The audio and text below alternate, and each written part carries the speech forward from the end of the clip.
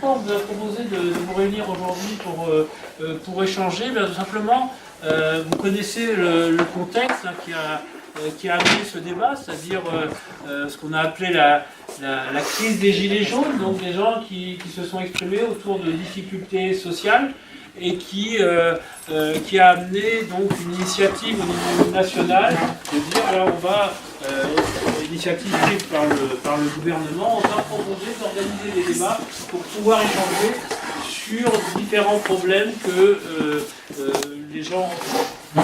Il se trouve que notre fédération a estimé que souvent les personnes les plus en difficulté ne s'exprimaient pas forcément beaucoup à la télé, ni dans les ronds-points, et que dans le cadre du grand débat, il fallait absolument proposer aux personnes qui sont en situation de précarité de pouvoir donner leur avis sur ce qu'ils vivent, sur ce qu'ils proposent pour qu'il y ait des améliorations.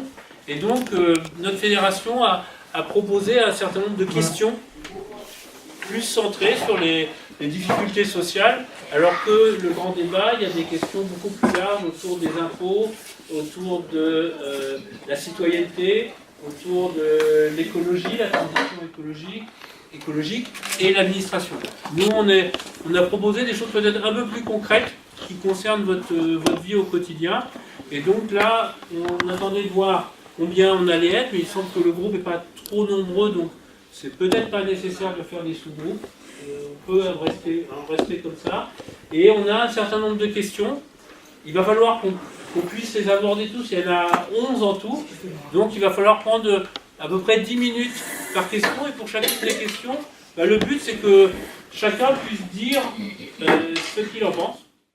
Et j'allais le dire. Ils n'ont pas de papier. Et je vais dire ceux qui n'ont pas de papier. Donc c'est les deux grandes catégories de personnes qui n'ont pas le droit à ce qu'on appelle des minima sociaux, pas des ressources minimum. Exactement. Ce sont effectivement les jeunes et les gens qui n'ont pas de papier. Voilà, c'était ça que moi je voulais dire. Les minima sociaux n'ont pas non plus été réévalués. Pour les gens qui touchent le RSA, notamment, vous avez dû le constater, il n'y a 484. Il n'y a pas eu d'augmentation sur les minima sociaux. Baisser justement. Par rapport au RSA quoi que ce soit. Alors voilà, alors les gens qui ont besoin d'argent pour subvenir à leurs besoins quotidiens, qui ont peu de revenus, moi je trouve qu'il faudrait que le gouvernement fasse aussi des choses pour les gens. Moi je vois des jeunes dans la rue, malheureusement qu'ils n'ont pas d'appartement, même des gens comme ici, que le gouvernement fasse quelque chose, qui dit bon voilà, il faut aider les Français, on ne peut pas laisser les gens dans la détresse, c'est pas possible. Vous parlez des jeunes, c'est-à-dire que vous... Les jeunes qui n'ont pas de logement, les personnes âgées ou quoi que ce soit, moi je connais des gens, on leur pique de l'argent sur leur retraite, moi je trouve ça complètement scandaleux aussi. Il faut comprendre les personnes âgées qui ont travaillé pour toute leur vie, on leur pique de l'argent sur leur retraite. Là, il faut arrêter là. Et on fait jouer quoi? Donc vous êtes salarié en insertion, c'est ça? Donc vous avez 800 €. 800 € et avec ça, je viens sortir avec les enfants, les 4 enfants. D'accord. Et sans aucune aide à côté. Sans aucune aide, c'est-à-dire que vous Non, n'avez non, pas de allocation familiale, vous avez rien. Rien du tout. Et déjà avec ça, moi j'essaie de me sortir comme je peux. Euros, et avec un salaire de 800 €, vous n'en sortez pas. Hein. Quand vous avez, surtout que j'avais pas le droit à l'APL, quand on vous rajoute après l'eau, l'électricité, le chauffage et tout ça, je trouve que c'est très cher quand même. Soit augmenter les salaires avec une augmentation significative, ou bien on réduit le coût de certains biens et services pour être un peu plus confort. Soit on augmente un peu les salaires, ou bien on diminue le coût de chacun bien des services pour équilibrer le prix. Là, le but, c'est plutôt de dire, vous avez une aide, donc vous rendez service.